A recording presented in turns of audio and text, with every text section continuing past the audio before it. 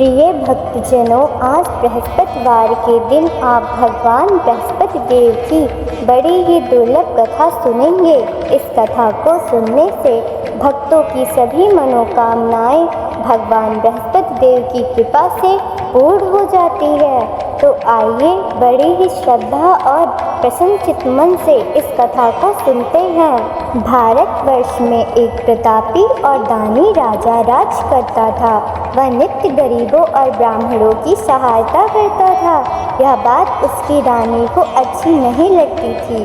वह ना ही गरीबों को दान देती, ना ही भगवान की पूजा करती थी और राजा को भी दान देने से मना किया करती थी। एक दिन राजा शिकार खेलने वन गए हुए थे तो रानी महल में अकेली थी। उसी समय बृहस्पति देव साधु के वेश में राजा के महल में भिक्षा के लिए गए और भिक्षा मांगी। रानी ने भिक्षा देने से इनकार किया और कहा, हे साधु महाराज, मैं तो दान पुण्य से तंग आ गई हूँ। मेरे पति सारा धन लुटाते रहते हैं। मेरी इच्छा है कि हमारा धन नष्ट हो जाए, फिर ना रहेगा बांस और ना ही बजेगी बांसुरी। साधु ने कहा, देवी तुम बड़ी ही विचित्र हो। धन संतान तो सभी चाहते हैं, पुत्र और लक्ष्मी तो पापी के घर भी होनी चाहिए। यदि तुम्हारे पास अधिक धन है तो तुम भूखों को भोजन दो, प्यासों के लिए प्याऊ बनवाओ, मुसाफिरों के लिए धर्मशालाएं खुलवाओ। जो निर्धन अपनी कुंवारी कन्याओं का विवाह नहीं कर सकते, उनका विवाह करा दो। ऐसे और कई काम हैं जिनके करने से तुम्हारा यश लोक परलोक में फैलेगा। परंतु रानी पर उपदेश का कोई प्रभाव न पड़ा। वह बोली, महाराज आप मुझे कुछ न समझाएं। मैं ऐसा धन नहीं चाहती जो हर जगह बांटती फिरूं। साधु ने उत्तर दिया, यदि तुम्हारी ऐसी ही इच्छा है तो तथास्तु। तुम ऐसा करना कि बृहस्पतिवार को घर लेपकर पीली मिट्टी से अपना सिर धोकर स्नान करना, भट्टी चढ़ाकर कपड़े धोना। ऐसा करने से आपका सारा धन नष्ट हो जाएगा। इतना कहकर वह साधु महाराज वहाँ से अलोप हो गए। साधु के अनुसार कही बातों को पूरा करते हुए रानी को केवल 3 बृहस्पतिवार ही बीते थे कि उसकी समस्त धन संपत्ति नष्ट हो गई। भोजन के लिए राजा का परिवार तरसने लगा। तब एक दिन राजा ने रानी से बोला, हे रानी तुम यहीं रहो, मैं दूसरे देश को जाता हूँ, क्योंकि यहाँ पर सभी लोग मुझे जानते हैं, इसलिए मैं कोई छोटा कार्य नहीं कर सकता। ऐसा कहकर राजा परदेश चला गया। वहाँ वह जंगल से लकड़ियाँ काट कर लाता और शहर में बेचता। इस तरह वह अपना जीवन व्यतीत करने लगा। इधर राजा के परदेश जाते ही रानी और दासी दुखी रहने लगीं। एक बार जब रानी और दासी को 7 दिन तक बिना भोजन के रहना पड़ा तो रानी ने अपनी दासी से कहा, हे दासी, पास ही के नगर में मेरी बहन रहती है, वह बड़ी ही धनवान है। तुम उसके पास जा और कुछ ले आ ताकि थोड़ा बहुत गुजर बसर हो जाए। दासी रानी के बहन के पास गई। उस दिन गुरुवार का दिन था और रानी की बहन उस समय बृहस्पतिवार व्रत की कथा सुन रही थी। दासी ने रानी की बहन को अपनी रानी का संदेश दिया, लेकिन रानी की बड़ी बहन ने कोई उत्तर नहीं दिया। जब दासी को रानी की बड़ी बहन से कोई उत्तर नहीं मिला तो वह बहुत दुखी हुई और उसे क्रोध भी आया। दासी ने वापस आकर रानी को सारी बात बता दी। सुनकर रानी ने अपने भाग्य को कोसा। उधर रानी की बहन ने सोचा कि मेरी बहन की दासी आई थी, परंतु मैंने उससे नहीं बोला, इससे वह बहुत दुखी हुई होगी। कथा सुनकर और पूजन समाप्त करके वह अपनी बहन के घर आई और कहने लगी, हे बहन, मैंने बृहस्पतिवार का व्रत किया था।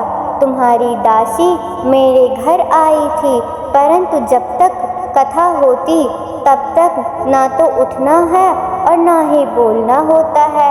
इसीलिए मैंने नहीं बोला। कहो दासी क्यों गई थी?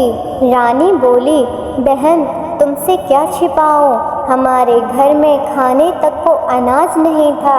ऐसा कहते कहते रानी की आंखें भर आई। उसने दासी समेत पिछले 7 दिनों में भूखे रहने तक की बात अपनी बहन को विस्तार पूर्वक सुना दी। रानी की बहन बोली, देखो बहन, भगवान बृहस्पति देव सबकी मनोकामना को पूर्ण करते हैं। देखो शायद तुम्हारे घर में अनाज रखा हो। पहले तो रानी को विश्वास नहीं हुआ, पर बहन के आग्रह करने पर उसने अपनी दासी को अंदर भेजा तो सचमुच अनाज से भरा एक घड़ा मिला। यह देखकर दासी को बड़ी ही हैरानी हुई। दासी रानी से कहने लगी, हे रानी, जब हमको भोजन नहीं मिलता तो हम व्रत ही तो करते हैं, इसलिए क्यों न हम इनसे व्रत और कथा की विधि पूछ लें ताकि हम भी व्रत कर सकें। तब रानी ने अपनी बहन से बृहस्पतिवार व्रत के बारे में पूछा। रानी की बहन ने बताया, बृहस्पतिवार के व्रत में चने की दाल और मुनक्के से भगवान विष्णु का केले की जड़ में पूजन करें तथा दीपक जलाएं, व्रत कथा सुने और पीला भोजन ही करें। इससे बृहस्पति देव प्रसन्न होते हैं। व्रत और पूजन विधि बताकर रानी की बहन अपने घर को लौट गई। 7 दिन बाद जब गुरुवार का दिन आया तो रानी और दासियों ने व्रत रखा। घुड़शाला में जाकर चना और गुड़ ले आई, फिर उससे केले की जड़ तथा भगवान विष्णु का पूजन किया। अब पीला भोजन कहाँ से आए, इस बात को लेकर दोनों बहुत दुखी थीं। चूँकि उन्होंने व्रत रखा था इसीलिए बृहस्पति देव उनसे प्रसन्न थे, इसीलिए वे एक साधारण व्यक्ति का रूप धारण करके 2 थालों में सुंदर पीला भोजन दासी को दे गए। भोजन पाकर दासी प्रसन्न हुई और फिर रानी के साथ मिलकर भोजन ग्रहण किया। उसके बाद वे सभी गुरुवार को व्रत और पूजन करने लगे। बृहस्पति भगवान की कृपा से उसके पास फिर से धन संपत्ति आ गई, परंतु रानी फिर से पहले की तरह आलस करने लगी। तब दासी बोली, देखो रानी, तुम पहले भी इसी प्रकार का आलस करती थी। तुम्हें धन रखने में कष्ट होता था, इस कारण सभी धन नष्ट हो गया, और अब जब भगवान बृहस्पति की कृपा से धन मिला है तो तुम्हें फिर से आलस होता है। रानी को समझाते हुए दासी कहती है कि बड़ी ही मुसीबतों के बाद हमने यह धन पाया है, इसलिए हमें दान पुण्य करना चाहिए, भूखे मनुष्यों को भोजन कराना चाहिए और धन को शुभ कार्यों में खर्च करना चाहिए, जिससे तुम्हारे कुल का यश बढ़ेगा, स्वर्ग की प्राप्ति होगी और पितृ प्रसन्न होंगे। दासी की बात मानकर रानी अपना धन शुभ कार्यों में खर्च करने लगी, जिससे पूरे नगर में उनका यश फैलने लगा। एक दिन राजा, जो कि अब लकड़हारा बन चुका था, दुखी होकर जंगल में एक पेड़ के नीचे आसन जमाकर बैठ गया। वह अपनी दशा को याद करके व्याकुल होने लगा। बृहस्पतिवार का दिन था। एकाएक उसके सामने निर्जन वन में एक साधु प्रकट हुए। वह साधु वेश में स्वयं बृहस्पति देव थे। लकड़हारे के सामने आकर बोले, हे लकड़हारे, इस सुनसान जंगल में तू चिंतामग्न क्यों बैठा है?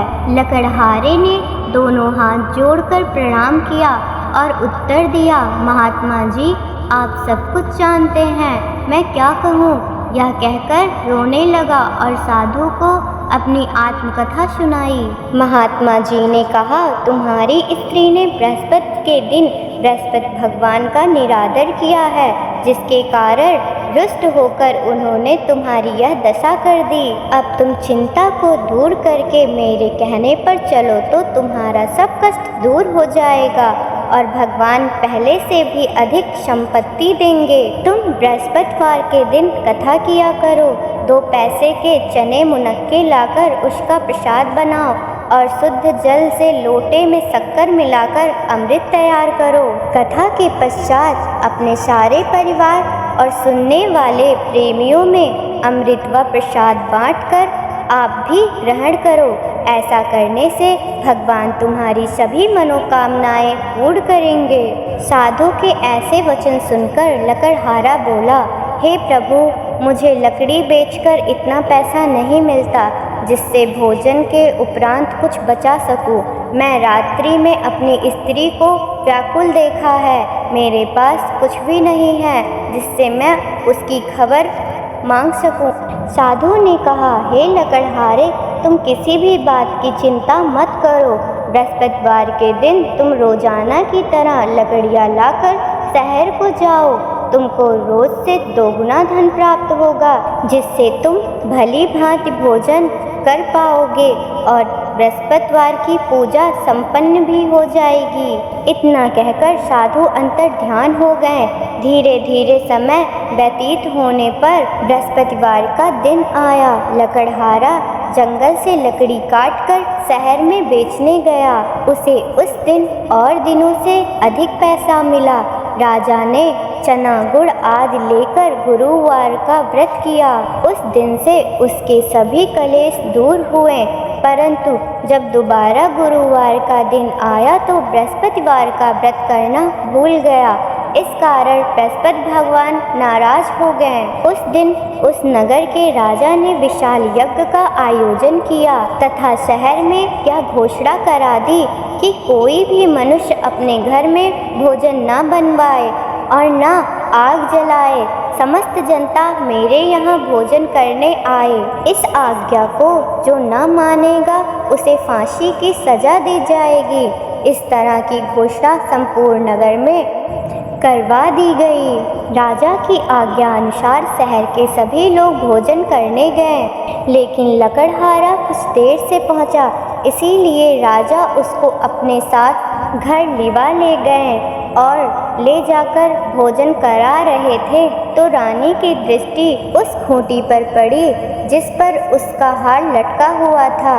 वह वहाँ पर दिखाई नहीं दिया। रानी ने निश्चय किया कि मेरा हार इस मनुष्य ने चुरा लिया है। उसी समय सिपाहियों को बुलाकर उसको कारागार में डलवा दिया। जब लकड़हारा कारागार में पड़ गया और बहुत दुखी होकर विचार करने लगा कि न जाने कौन से पूर्व जन्म के कर्म से मुझे यह दुख प्राप्त हुआ है, और उसी साधु को याद करने लगा जो कि जंगल में मिले थे। उसी समय तत्काल बृहस्पति देव साधु के रूप में प्रकट हुए और उसकी दशा को देखकर कहने लगे, अरे मूर्ख, तूने बृहस्पति देव की कथा नहीं करी, इसी कारण तुझे दुख प्राप्त हुआ। अब चिंता मत कर, बृहस्पतिवार के दिन कारागार के दरवाजे पर 4 पैसे पड़े मिलेंगे। उनसे तू बृहस्पति देव की पूजा करना, तेरे सभी कष्ट दूर हो जाएंगे।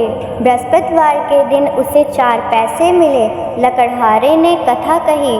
उसी रात्रि को बृहस्पति देव ने उस नगर के राजा को स्वप्न में कहा, हे राजा, तुमने जिस आदमी को कारागार में बंद किया है वह निर्दोष है।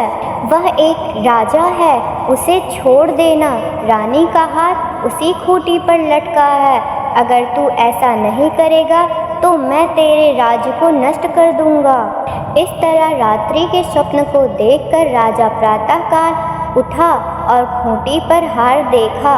लकड़हारे को बुलाकर क्षमा मांगी तथा लकड़हारे को योग्य सुंदर वस्त्र आभूषण देकर विदा किया।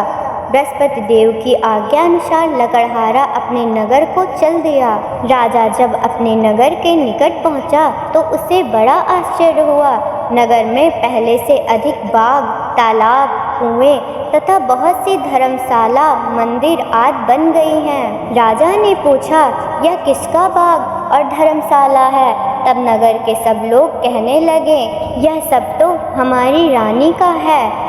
तो राजा को आश्चर्य हुआ और गुस्सा भी आया।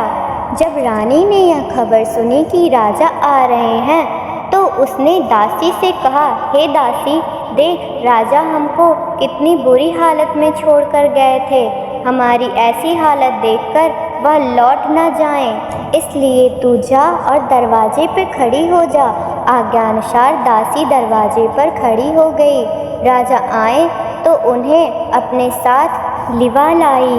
तब राजा ने अपनी रानी से पूछा कि यह धन तुम्हें कैसे प्राप्त हुआ है। तब उन्होंने कहा, हमें यह सब धन बृहस्पति देव के इस व्रत के प्रभाव से प्राप्त हुआ है। राजा ने निश्चय किया कि 7 रोज के बाद तो सभी बृहस्पतिवार के दिन बृहस्पति देव का पूजन करते हैं, परंतु मैं प्रतिदिन 3 बार कथा करूँगा और रोज व्रत किया करूँगा। अब हर समय राजा के दुपट्टे में चने की दाल बंधी रहती थी तथा दिन में 3 बार कथा कहता था। एक रोज राजा ने विचार किया कि चलो अपनी बहन के यहाँ हो आएं। इस तरह निश्चय कर राजा घोड़े पर सवार हो अपनी बहन के यहाँ चलने लगा। मार्ग में उसने देखा कि कुछ आदमी एक मुर्दे को लिए जा रहे हैं। उन्हें रोककर राजा कहने लगा, अरे भाइयों, मेरे बृहस्पति देव की कथा सुन लो। वे बोले, लो, हमारा तो आदमी मर गया है, इसको अपनी कथा की पड़ी है। परंतु कुछ आदमी बोले, अच्छा कहो, तुम्हारी कथा भी सुन लेंगे। राजा ने दाल निकाली और जब कथा आधी हुई थी कि मुर्दा हिलने लगा और जब कथा समाप्त हो गई तो राम राम करके मनुष्य उठकर खड़ा हो गया। आगे मार्ग में उसे एक किसान खेत में हल चलाता मिला। राजा ने उसे देखा और उससे बोला, अरे भाई, तुम मेरी बृहस्पतिवार की कथा सुन लो। किसान बोला, जब तक मैं तेरी कथा सुनूंगा तब तक तो मैं 4 हरया जोत लूँगा। जा अपनी कथा किसी और को सुना। इस तरह राजा आगे चलने लगा। राजा के हटते ही बैल पछाड़ खाकर गिर गया और किसान के पेट में तेज दर्द उठने लगा। उस समय उसकी माँ रोटी ले आई। उसने जब यह देखा तो अपने पुत्र से सब हाल पूछा और किसान ने सब बात अपनी माँ को बता दी। तो बुढ़िया दौड़ी दौड़ी उस घुड़सवार के पास गई और उससे बोली कि मैं तेरी कथा सुनूंगी, तू अपनी कथा मेरे खेत पर चलकर कहना। राजा ने बुढ़िया के खेत पर जाकर कथा कही, जिसके सुनते ही वह बैल उठ खड़े हुए और किसान के पेट का दर्द भी बंद हो गया। राजा अपनी बहन के घर पहुंचा। बहन ने भाई की खूब मेहमानी की। दूसरे रोज प्रातःकाल राजा जगा तो वह देखने लगा कि सब लोग भोजन कर रहे हैं। राजा ने अपनी बहन से कहा, ऐसा कोई मनुष्य है जिसने भोजन नहीं किया हो? मेरी बृहस्पतिवार की कथा सुन ले। बहन बोली, हे भैया, यह देश ऐसा है कि पहले यहाँ के लोग भोजन करते हैं, बाद में अन्य काम करते हैं। अगर कोई पड़ोस में हो तो देख आऊं। वह ऐसा कहकर पड़ोस में देखने चली गई, परंतु उसे कोई ऐसा व्यक्ति नहीं मिला जिसने भोजन ना किया हो। अंत में वह एक कुम्हार के घर गई, जिसका लड़का बीमार था। उसे मालूम हुआ कि यहाँ 3 दिन से किसी ने भोजन नहीं किया है। रानी ने अपने भाई को यह बात बताई। राजा ने कुम्हार के यहाँ आकर कथा सुनाई। कथा को सुनकर कुम्हार का लड़का ठीक हो गया, जिससे राजा की प्रशंसा होने लगी। एक रोज राजा ने अपनी बहन से कहा कि हे बहन, अब हमें अपने घर जाना चाहिए, तुम भी तैयार हो जाओ। राजा की बहन ने अपनी सास से कहा। सास ने कहा, हाँ चली जा, परंतु अपने लड़के को मत ले जाना, क्योंकि तेरे भाई के कोई औलाद नहीं है। बहन ने अपने भाई से कहा, हे भैया, मैं तो चलूँगी, पर मेरा कोई बालक नहीं जाएगा। राजा बोला, जब कोई बालक नहीं चलेगा तब तुम क्या ही करोगी चल के? बड़े ही दुखी मन से राजा अपने नगर को लौट आया। राजा ने अपनी रानी से कहा, हम निर्वंशी हैं, हमारा मुख देखने का धर्म नहीं है और कुछ भोजन आज नहीं किया।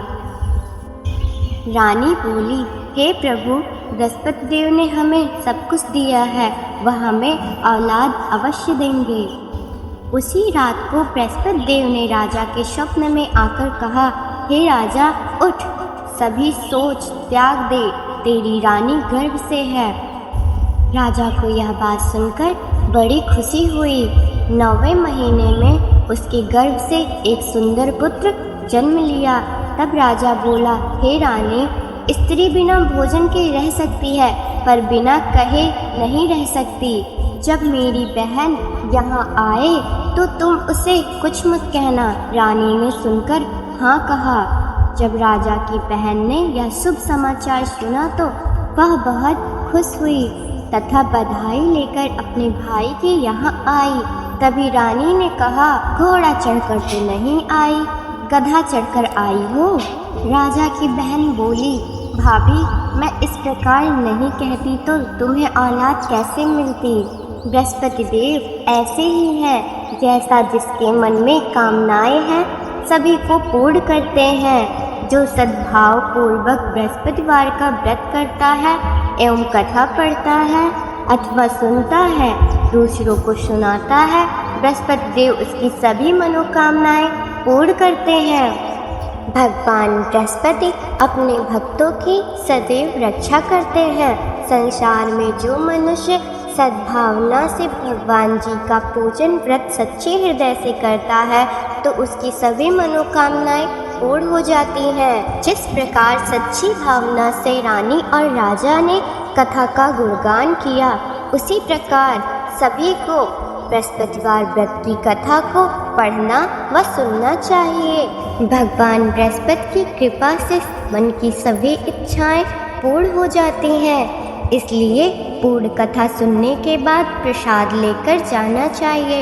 हृदय से उनका मनन करते हुए जयकार बोलना चाहिए। प्रेम से बोलो, बृहस्पति देव की जय, भगवान विष्णु की जय। हरे राधे कृष्ण। अब हम भगवान बृहस्पति देव की आरती करने जा रहे हैं। ओम जय बृहस्पति देवा, जय बृहस्पति देवा, छिन छिन भोग लगाओ फल मेवा।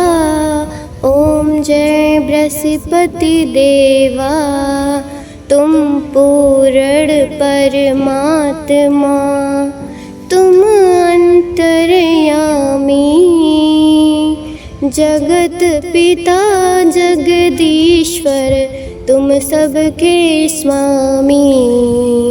ओम जय बृहस्पति देवा, चरणामृत निज निर्मल, सब पावत हरता, सकल मनोरथ दायक, कृपा करो भरता। तन मन धन अर्पण कर, जो जन शरण पड़े, प्रभु प्रकट तब होकर, आकर द्वार खड़े। ओम जय बृहस्पति देवा, दीन दयाल दयानिध, भक्तन हितकारी, पाप दोष सब हरता, भवबंधन हार। ओम जय बृहस्पति देवा, सकल मनोरथ दायक, सब संशय तारो, विषय विकार मिटाओ, संतन सुखकारी।